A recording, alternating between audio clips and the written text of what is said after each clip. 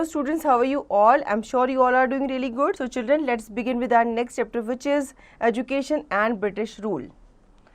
Points to study: how the British saw education, 19th century, education for commerce, a new routine, new rules, beginning of 20th century, impact of English education, the agenda for a national education, Rabindranath's adobe of peace, today's education system in India. Introduction: as in other aspects of social life in India, many of the traditional features of the preceding centuries had continued in the field of education. The old famous centers of higher learning, like those of Takshila, Nalanda, Vikramshila near Bhagalpur, at Jagadal in North Bengal, Vallabhbhai at Kathiawar, and Kanchi in the south, had disappeared long ago. Islamic education, on the other hand, flourished subsequently under the patronage of rulers and nobles.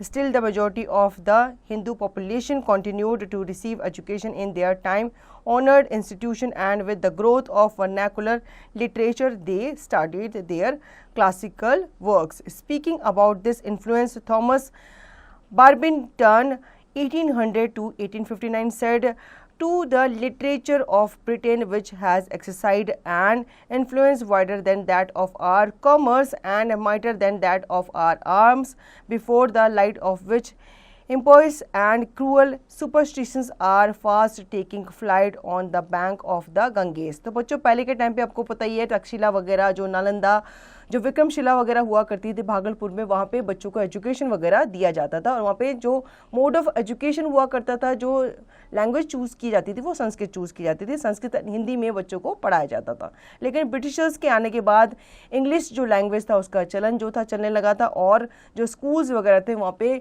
English rules के हिसाब से ही पढ़ाया जाता था। How the British saw education. For about 150 years, the British were involved in trade and conquest in India, so they maintained a distance from all kinds of culture activities, including education. In 1783, a person named William Jones arrived in Calcutta. He had an appointment as a junior judge at the Supreme Court that the company had set up.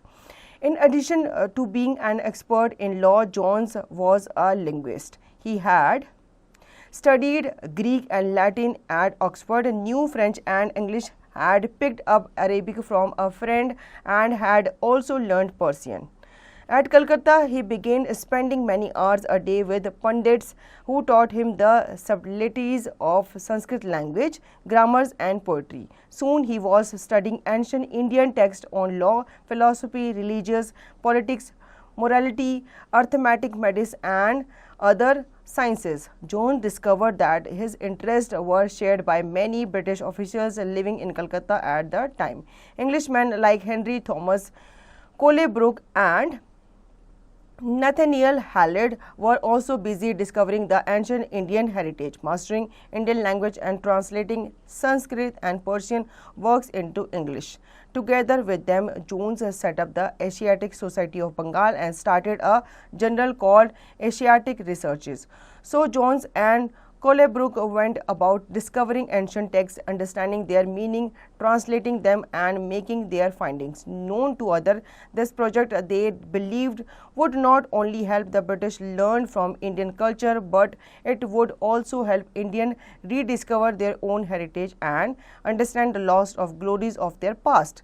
In this process, the Britain would become the guardian of Indian culture as well as its master. Influenced by such ideas, many company officials argued that British ought to promote Indian rather than Western learning. They felt that institutions should be set up to encourage the study of ancient Indian texts and teach Sanskrit and Persian literature and poetry. The officials also taught the Hindus and Muslims out to be taught what they were already familiar with and what they valued and treasured, not subjects that were alien to them. Only then, they believe, could the British hope to win a place in heart of the natives. Only then could the alien rulers expect to be respected by their subjects. The beginning of Oriental scholarship was made by Warren Hastings in 1781 when he started the Calcutta Madrasa. His endeavors were primarily due to administrative reasons. 11 years later, in 1792, Jonathan Duncan, a resident of Varanasi, started a Sanskrit college to educate native Hindus to assist the Europeans. Meanwhile, Christian missionaries were making effort to introduce Western education by opening elementary schools and providing education to the more humble sections of the society, including the so-called untouchable caste. तो बच्चों, about 150 years आपको पता ही है कि Britishers ने हमारे देश में राज किया। तो वो पहले ट्रेडिंग के लिए आए थे, लेकिन धीरे धीरे उन्होंने जो डिस्टेंस था वो हमारे कंट्रीज़ के साथ क्या कर दिया था, कम कर दिया था। और जो विलियम जोन्स थे वो अराइव किए थे सबसे पहले कहाँ पे, कलकत्ता में, और उन्हें एक अपॉर्चुनिटी मिल गई थी ताकि वो एक जूनियर जज अपॉइंट हो सुप्रीम कोर्ट में, और साथ ही साथ उन्होंने as a expert in law join किया था लिंग्विस्ट को। इसके साथ साथ ही कलकत्ता में उन्होंने काफ़ी सारे जो स्कूल्स थे वो ज्वाइन किए थे, और यहाँ की जो लैंग्वेज थी वो भी सीखी थी। जब उन्होंने लैंग्वेज सीखी थी तो उन्होंने जितने भी संस्कृत में लिखे हुए काव्य थे, जितने भी बुक्स वगैरह लिखी थी, कहानियाँ लिखी थी, वो उन्होंने अपनी इंग्लिश में ट्रांसलेट करना शुरू कर दिया था। इसके साथ साथ ही जो क्रिश्चियन मिशनरीज थे उन्होंने भी एफर्ट डाला ताकि वो वेस्टर्न एजुकेशन को इंडिया में इंट्रोड्यूस करें, और उन्होंने काफ़ी सारे एलिमेंट्री स्कूल्स को भी ओपन किया था, और उन्होंने अपनी जो लैंग्वेज थी वो इंडियंस को सिखानी शुरू कर दी थी। 19th century. During the first 3 decades of the 19th century, the development of education took place only through the traditional institution. It is apparent from the government and church records that the state of Oriental learning at the time of establishment of the company's rule in Bengal, there were about 80,000 traditional institutions of learning in Bengal alone, which means that there was at least one institution for every 400 people in that province. Different educational survey of Madras, Bombay and Punjab also demonstrate similar facts. There was at least one school in every village of India at that time. The East India Company began to adopt a dual policy in a sphere of education. It discouraged the prevalent system of Oriental education and gave importance to Western education and English language. The Charter Act of 1813 adopted a provision to spend 1 lakh rupees per annum for the spread of education in India. Although there was a prolonged debate pertaining to education during the course of a general discussion on the Act of 1813 in the British Parliament, yet the matter continued to generate a debate for the next 20 years. Consequently, not even a single penny out of the fund could be spent on education. The contemporary British scholars were divided into two groups on the issue of development of education in India. One group, called the Orientalist, advocated the promotion of Oriental subjects through Indian languages. The other group, called the Anglicist, argued the cause of Western sciences and literature in the medium of English language. In 1829, after assuming the office of the Governor General of India, Lord William Bentinck emphasized on the medium of English language in Indian education. In the beginning of 1835, 10 meters of General Committee of Public Instruction were clearly divided into two equal groups. 5 members, including the chairman of the committee, Lord Macaulay, were in favor of adopting English as a medium of public instruction, whereas the other 5 were in favor of Oriental languages. The settlement continued till 2nd February 1835, when the chairman of the committee, Lord Macaulay, announced his famous minute advocating the Anglicist point of views. Consequently, despite fierce opposition from the all quarter, Bentinck got the revolution passed on 7 March 1835, which declared that henceforth the government funds would be utilized for the promotion of Western literature and science through the medium of English language. तो बच्चों, Britishers जो थे वो चाहते थे कि India में English भाषा का चलन हो और लोग जो है इंग्लिश भाषा को प्रमोट करें। तो वो ये चाहते थे कि यहाँ पे इंग्लिश स्कूल जो है वो ज़्यादा से ज़्यादा खुले और जो इंडियन बच्चे हैं वो वहाँ पे एडमिशन वगैरह लें। इसके लिए उन्होंने जो फंड्स थे वो ऑलरेडी अपनी सरकार से मांगे थे। Education for commerce. In 1854, Sir Charles Wood sent a comprehensive dispatch as a grand plan on education. It is called the Wood Dispatch. The establishment of a Department of Public Instruction in 5 provinces and introduction of the pattern of grants in aid to encourage private participation in the field of education were recommended. Besides, the dispatch also laid emphasis on the establishment of schools for technical education, teacher and women education.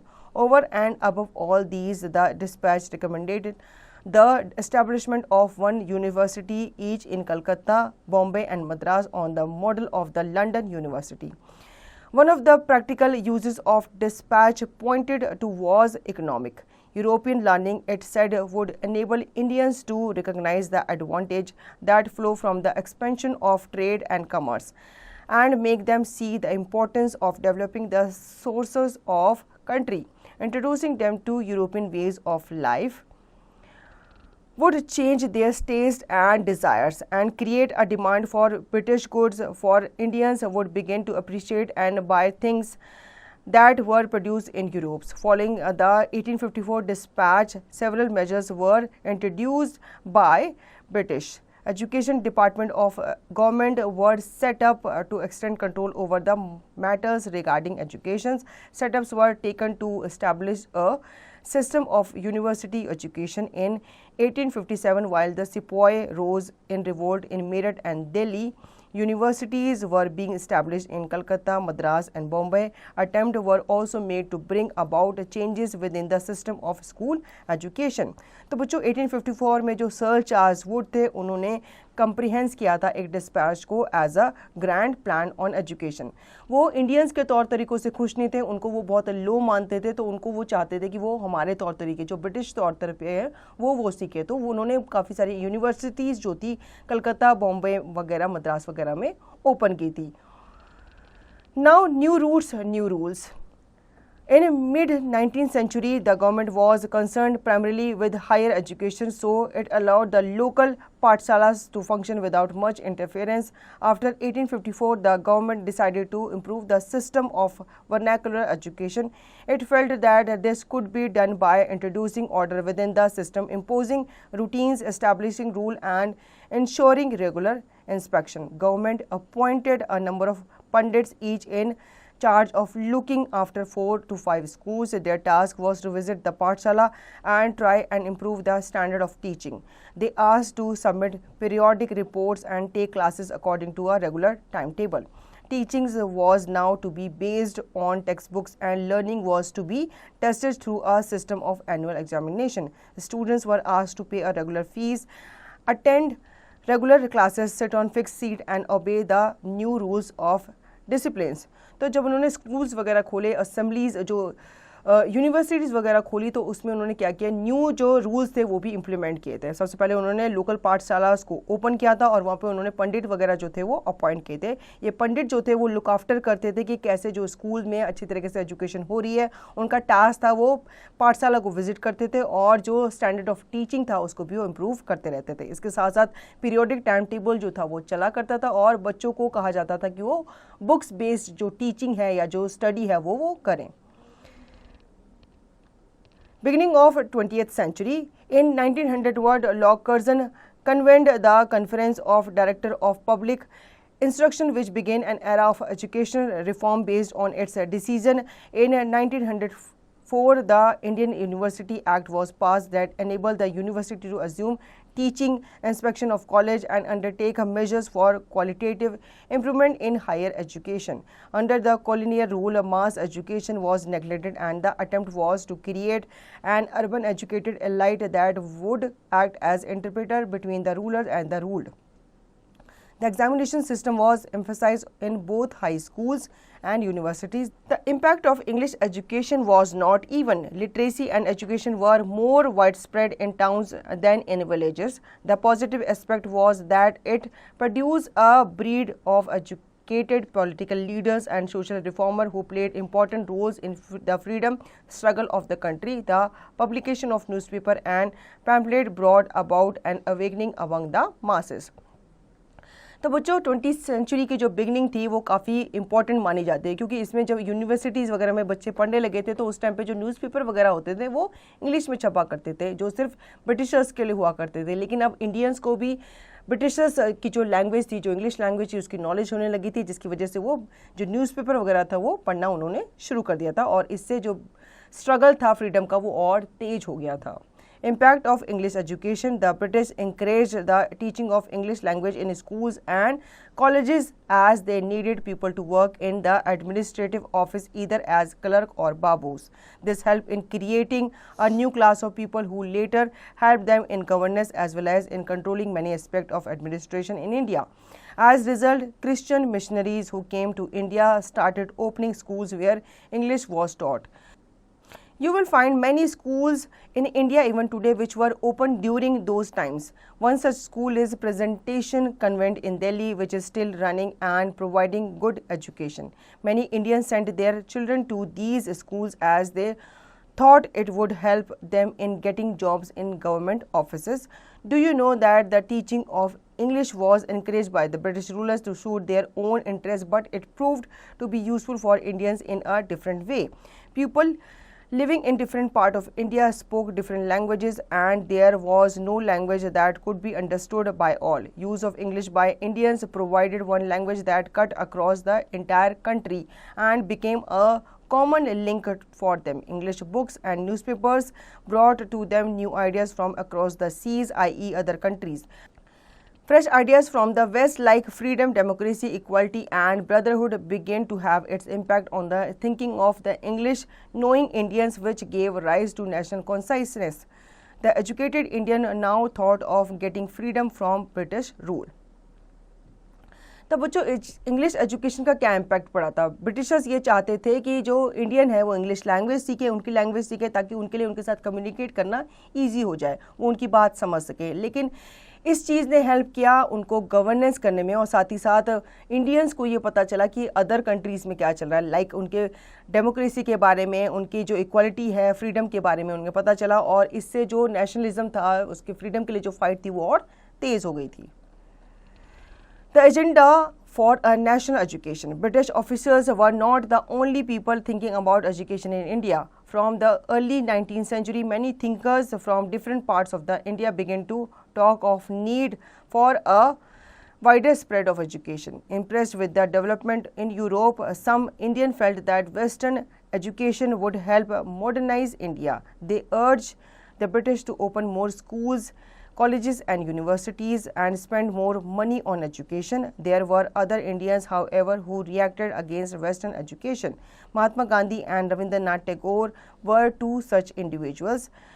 Contemplating on the new system which was introduced, Mahatma Gandhi expressed his anguish in following words: I say without fear of my figure being challenged successfully that today India is more illiterate than it was 50 or 100 years ago, and so is Burma, because the British administrator, when they came to India, instead of taking hold of things as they were began to root them out, they stretched the soil and began to look at the root, and left the root like that, and the beautiful tree perished.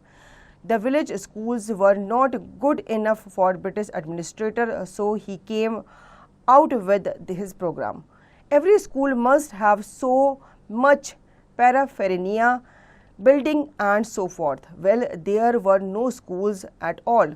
There are statistics left by British administrator which show that in place where they have carried out a survey, ancient schools have gone by the board because there was no recognition for these schools, and the school established after the European pattern were too expensive for the people, and therefore they could not possibly overtake the thing. I defy anybody to fulfill a program of compulsory primary education for these masses inside a century. This very poor country of mine is ill able to sustain such an expensive method of education. Our state would revive the old village schoolmaster and dot every village with a school both for boys and girls. Mahatma Gandhi strongly felt that Indian language ought to be the medium of teaching. Education in English crippled Indians, distanced them from their own social surroundings and made them stranger in their own land. Speaking a foreign tongue, despising local culture, the English educated did not know how to relate to the masses. Gandhi ji put immense emphasis on moral and ethical knowledge. According to him, an education system that lacked these two could not be termed as good. The reason behind such a thought was that without morality and ethics, no student in a real sense can be considered healthy in mental and physical terms. Spiritual growth, described by Gandhiji as an essential part of education, can only be attained through learning morality and ethics.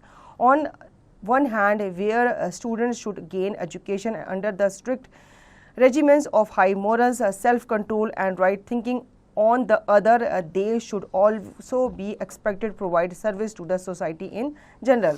हालांकि जो ये western culture था या जो western language थी, English जो language थी, इसके खिलाफ गांधी जी थे और वो नहीं चाहते थे इंडियंस ये लैंग्वेज सीखें, क्योंकि उनका ये मानना था कि जो एथिक्स जो हमें अपने नेचुरल एनवायरनमेंट से मिलते हैं, नेचुरल लैंग्वेज से मिलते हैं, वो दूसरी जो फॉरेन लैंग्वेज है वो हमें बिल्कुल नहीं दे सकती.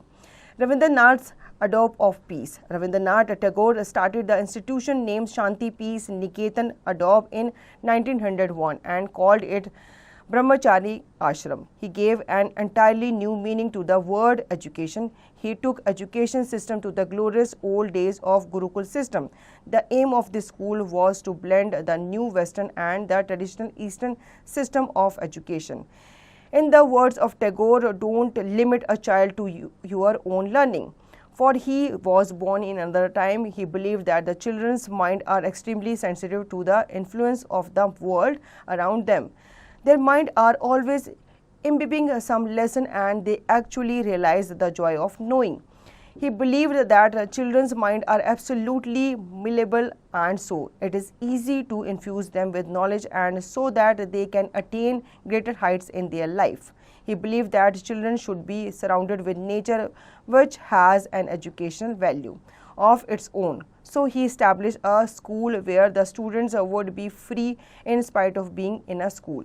In his school, the students were not only imparted the everyday subjects but emphasis was also given on vocational education. It prepared the student for what lay out there in the future outside the realm of the school. Tagore himself had dropped out from school as he felt claustrophobic. In the enclosure of four walls, he found his mind getting stuck in them. In that era, it was a path-breaking step in the arena of education for a country which was slowly getting hitched to the European modes of education in the closed classes, where knowledge was only textual and exam-oriented. तो बच्चों, महात्मा गांधी की तरह रविंद्रनाथ भी ये सोचते थे कि पाश्चात्य लैंग्वेज सीखने से अच्छा है कि अपनी लैंग्वेज को ही क्या किया जाए, प्रमोट किया जाए, और उन्होंने गुरुकुल सिस्टम जो था उसको प्रमोट किया था. साथ ही साथ उन्होंने अपने स्कूल्स भी जो थे, विद्यापीठ जो थे, वो इंडिया में ओपन किए थे. वो ये मानते थे कि जो छोटे बच्चे होते हैं काफ़ी सेंसिटिव होते हैं, उनका माइंड जो होता है वो हमेशा कुछ ना कुछ सीखने के लिए क्यूरियस होता है, तो उन्हें कुछ अच्छी चीज़ें जो होती हैं वो इम्प्लांट करनी चाहिए, उन्हें सिखानी चाहिए. Today's education system in India. Today's education system in India can be divided into many stages. Pre-primary, it consists of children of 3 to 5 years of age studying in nursery, lower kindergarten and upper kindergarten. All this stage, a student is given knowledge about school life and is taught to read and write some basic words. Primary, it includes the age group of children of 6 to 11 years studying in classes from 1st to 5th. Middle, it consists of children studying in classes from 6 to 8. Secondary, it includes students studying in classes 9th and 10th. Higher secondary, it includes students studying in 11th and 12th classes. Undergraduate, here a student goes through higher education which is completed in college. This course may vary according to the subject pursued by the student. For medical student, this stage is of 4.5 years plus 1 year of compulsory internship, while a simple graduate degree can be attained in 3 years. Postgraduate, after completing graduation, a student may opt for post-graduation for further add to his qualification. तो बच्चों, आज के जो education system है उसके बारे में बात कर लेते हैं. यहाँ पे अच्छे से आपको एक्सप्लेन करके दिया गया है कि जो प्री प्राइमरी जो क्लास होती है वो 3 to 5 ईयर्स की एज के लिए बच्चों के लिए होती है, जिसमें नर्सरी, केजी वगैरह आते हैं. प्राइमरी क्लास जो 6 ईयर से 11 ईयर्स के बच्चों के लिए होती है, जिसमें छोटे बच्चे आते हैं। मिडिल क्लास होती है आपकी 6 to 8 क्लास की। इसके बाद आपके 9th and 10th आते हैं जो कि सेकेंडरी क्लासेस कहलाते हैं। इसके बाद आपके हायर सेकेंडरी क्लास जिसमें 11th and 12th के बच्चे आते हैं। उसके बाद अंडर ग्रेजुएट। जब आप स्कूल पास कर लेते हो तो आप ग्रेजुएशन वगैरह करते हो, और इसके बाद अगर आप ग्रेजुएट हो जाते हो तो अगर आपको पोस्ट ग्रेजुएशन करनी है और आगे पढ़ना है तो आप पोस्ट ग्रेजुएट के लिए अप्लाई कर सकते हो। Keywords: madrasa, an Arabic word for a place of learning, any type of school or college. Orientalist: those with a scholarly knowledge of the language and culture of Asia. Vernacular: a term generally used to refer to a local language or a dialect as distinct from what is seen as the standard language. In colonial countries like India, the British used the term to mark the difference between the local language of everyday uses and English, the language of imperial masters. Let's recapitulate. The introduction of Western education brought some radical changes in terms of providing education to all sections of society, including the so-called untouchables. The old famous centers of higher learning like those at Takshila, Nalanda, Vallabhi, at Kathiawar, Vikramshila near Bhagalpur and Jagadal had disappeared long ago. In 1783, a person named William Jones arrived in Calcutta. The East India Company began to adopt a dual policy in the sphere of education. In 1854, Sir Charles Woods sent a comprehensive dispatch as a grand plan on education. So children, I hope you understood the chapter very well. Now you can revise the chapter and practice the given exercise by yourself.